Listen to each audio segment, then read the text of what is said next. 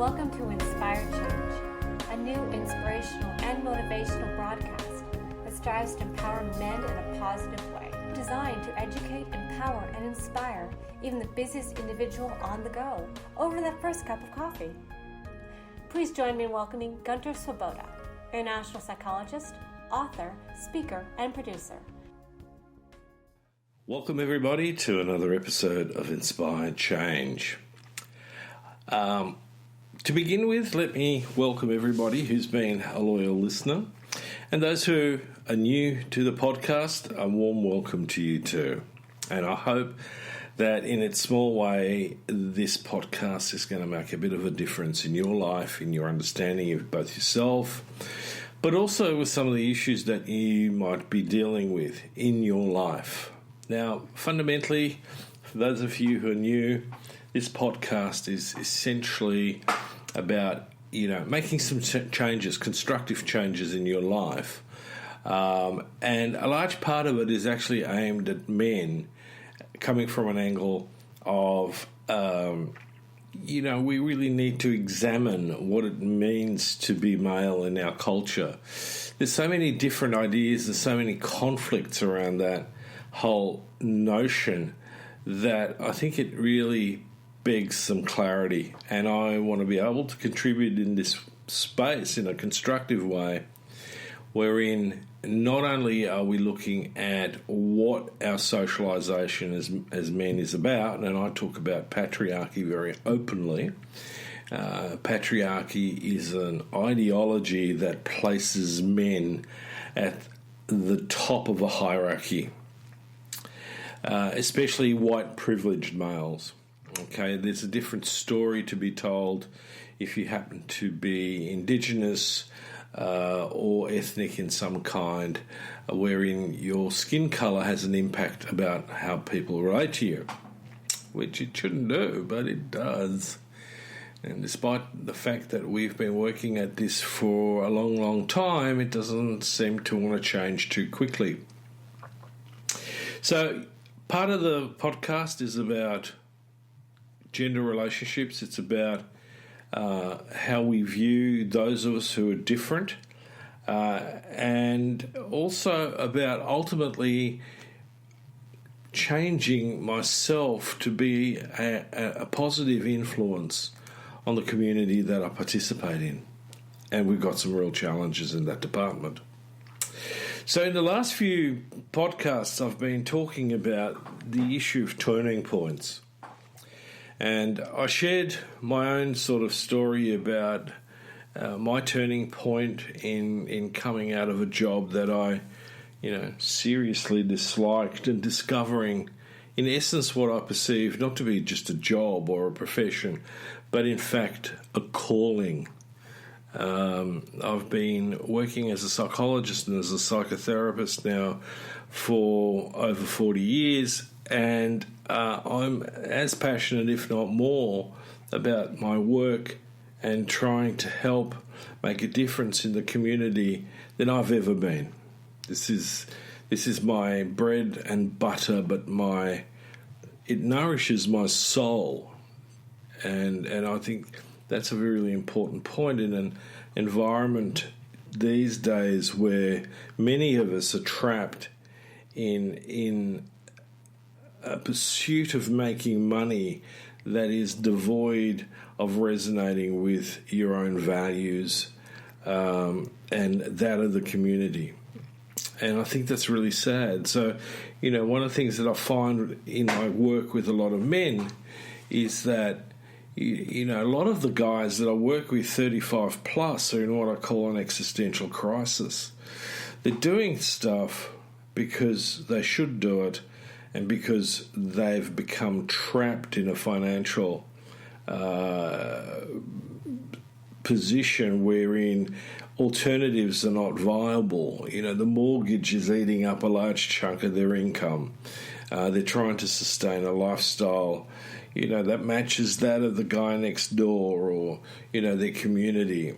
And in that context, many men lose sight of what's actually truly important, like their relationships with their partner, their relationship with their children. Someone the other day referred to himself, I'm a corporate warrior, and I suddenly woke up one day recognising that I don't actually really know my kids and they don't really know me, because I leave home before they wake up and I come home just as they're going to bed. So we don't even share a meal together during the week. And on the weekend, it's a rush getting from one sporting activity to another. And then I'm focused on, have you done your homework? Are there any assignments? Have you done your chores?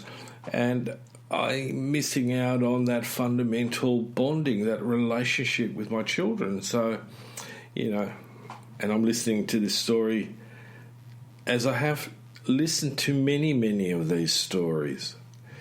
And the question is, does it need to be like that? And my answer is, no, it doesn't. But we got a long way to go to make any indent on this. So, coming back to this idea of turning point, or turning points, because there's generally a number of them, I've sort of been reflecting on that. And each one of you out there who's listening to this will be able to tell me some of the most meaningful, and sometimes what you didn't feel necessarily at the time was a meaningful turning point, but it turned out to be that later on.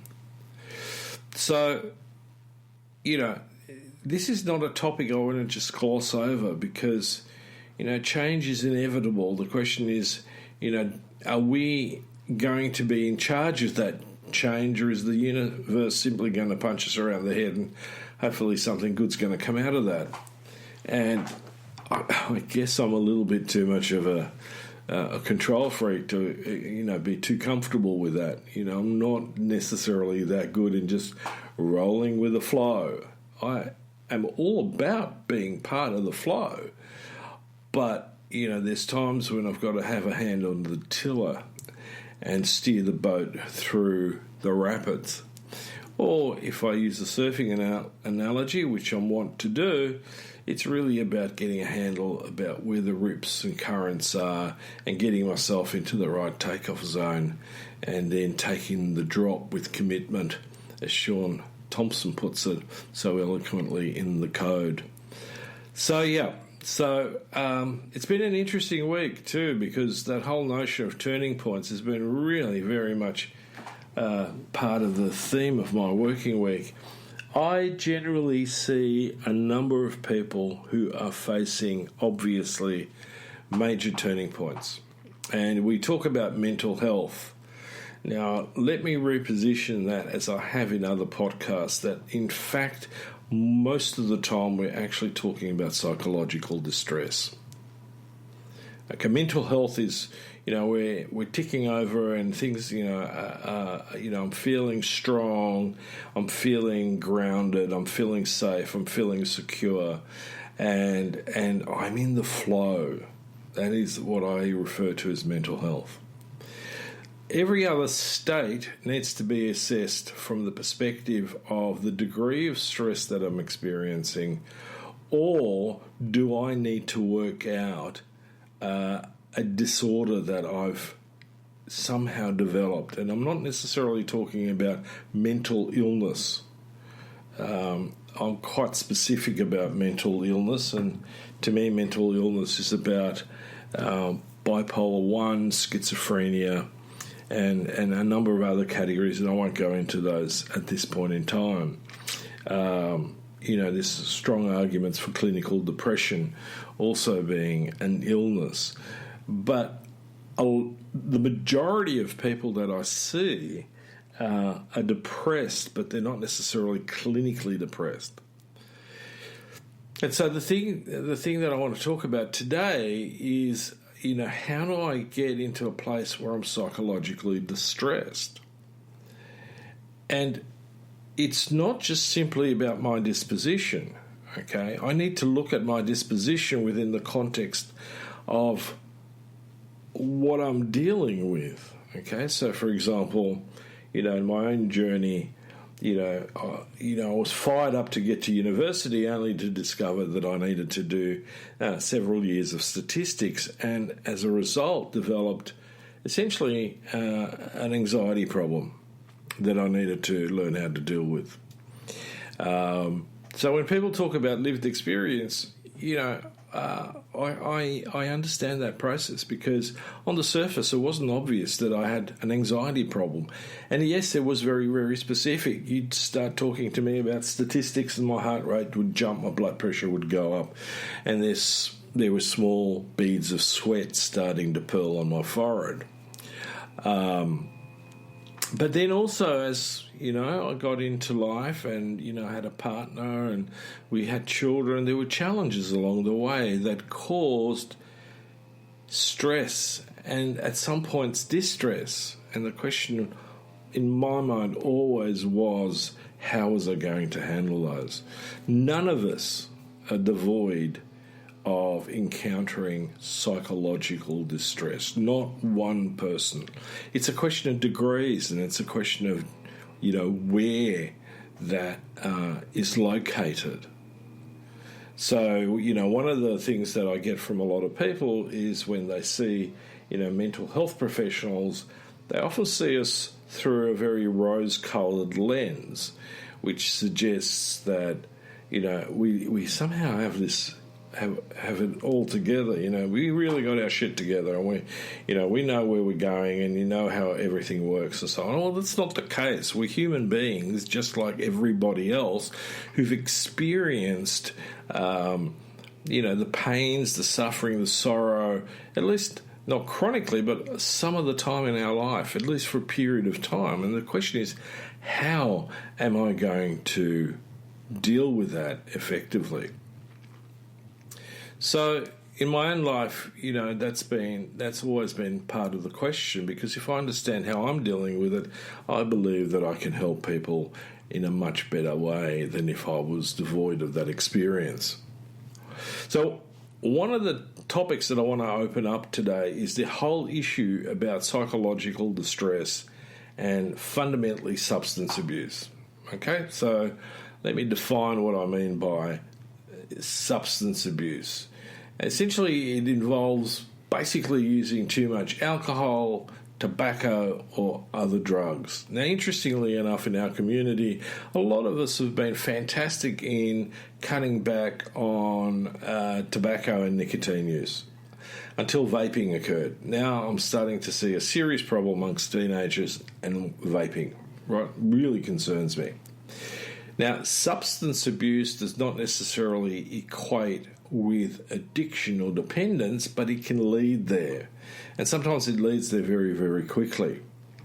So when we talk about statistics very briefly, in Australia, about 1 in 20 Australians has had a substance abuse problem and or addiction.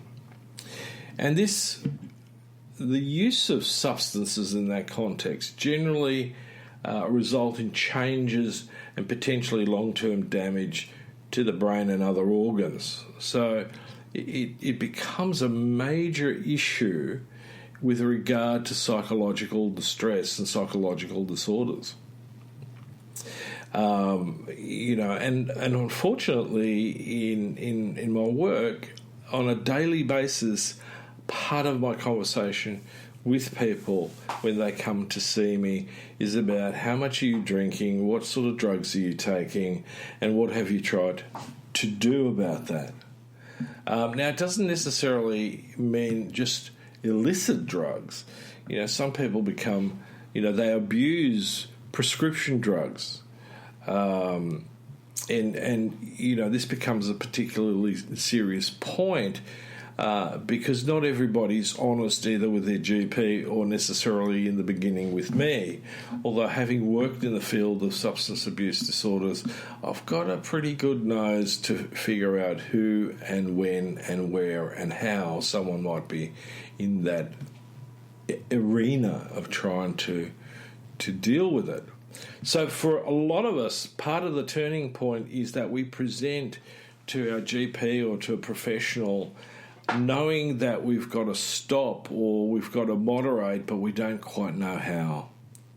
And it's scary. And we make we keep bargaining with ourselves, for example. I'll do it on Monday, I'll stop on Monday, and I won't go out on Friday night with the boys for a few drinks, or, I'm not going to have any Coke over the weekend. I'm just going to leave it alone. But like